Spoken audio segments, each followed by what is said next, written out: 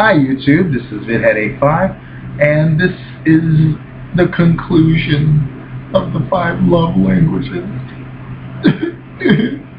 Well, this one is physical touch, and this is something that we all need. We all need that human touch. A friend of mine, Seth, totally awesome. I love it when he hugs me because it's tight. It's just like I could melt in it, and I could send out whatever negative vibes have been coming my way all day. I could send it. I sent it. Woo-na-na, woo-sha-sha. Sent it. All because he hugged me.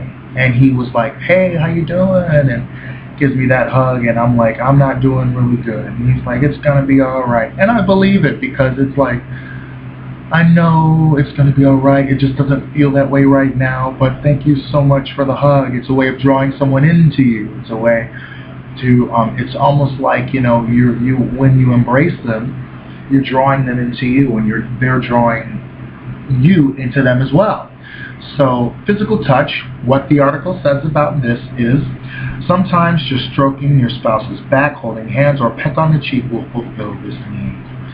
And I have to say, a lot of times I get a little touchy with Daryl too.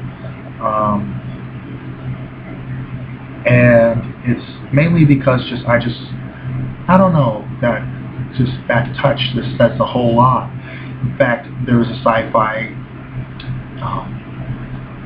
series called Alien Nation, where that's one of the ways that they express love to one another, and it's usually like right around the forehead, like right here on their head that they touch, and it's a very intimate thing that they have. And physical touch, you know, it's basically just, you know, stroking your back, holding, you know, even sometimes just holding hands or putting your arm around them. That's usually a lot of the ways of how I do it. Many of you may do something else, or just maybe like lay in his lap, or, you know, just do something like that shows that, you know, the need for touch is being fulfilled, and it will be. So I don't really have much to say about that one, but I do know that that someone whose primary love language is touch is definitely like may probably have a complaint like, you know, you don't even hug me or nothing. You know, it's like you know, it's almost like you want to just leave. You know, what's up with that? And what they may request most often would be, you know, hey, give me a hug. You know, hey, you know, why don't we just sit here on the couch and just let me lay on you? You know, or just something where that physicality is there, and it's that intimacy that's there. Intimacy doesn't always have to be sexual, and it is something where you can enjoy each other. And that sense of touch our sense of touch can get us in trouble, of course, but it can also expand us a lot too, because when we know that someone's primary love language is touch, you know, you want to hang on them for a little bit and give them their space, or you just want to give them that. And I think that sometimes, I will say that I think that maybe I don't use that love language a lot, and I think maybe because a lot of times when I don't want to do the wrong thing, and usually when I start touching, that usually means that I want the physical intimacy.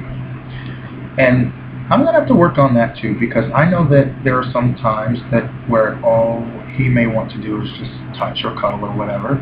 And even sometimes I'm like, hey honey, why don't you just come on down and we'll we'll watch this movie, and we'll just hang all over each other for the movie.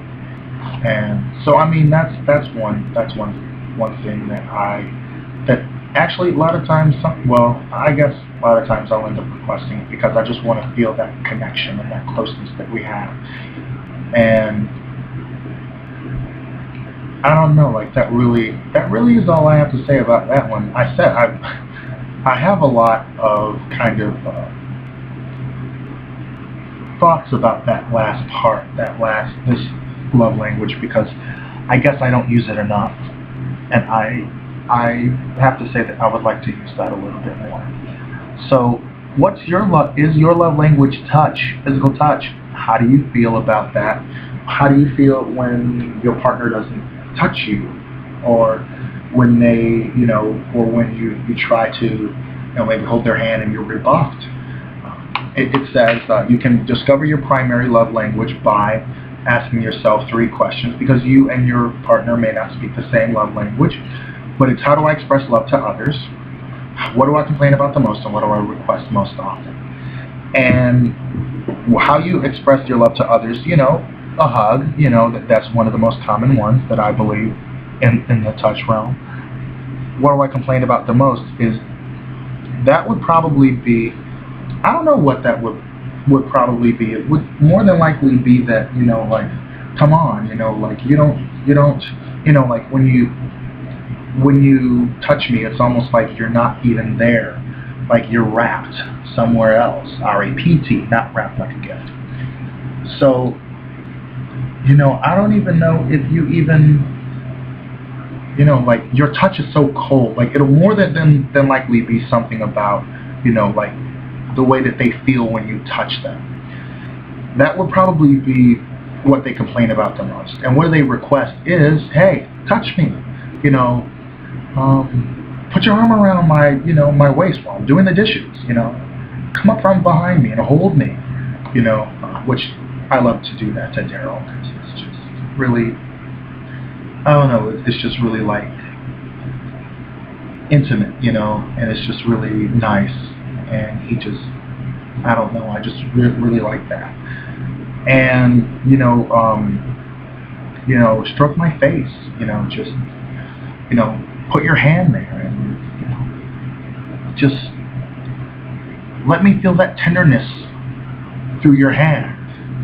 And I don't mean a slap, of course, not, anybody who slaps their spouse, male or female, gay or straight, they don't deserve you. But that touch is very important, and without it, it is another one where people will feel neglected or unloved.